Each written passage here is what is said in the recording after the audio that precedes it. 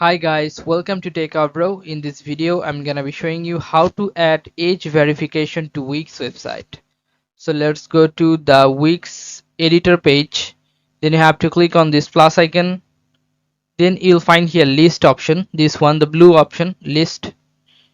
Then you can find here this quotation option. This one. You have to just click on this, and then you can drag it to anywhere.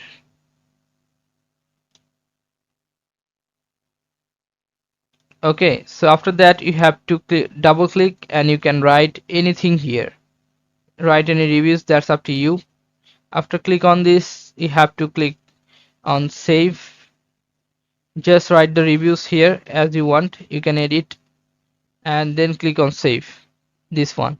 Okay, so this is how you can add reviews on website, Wix website.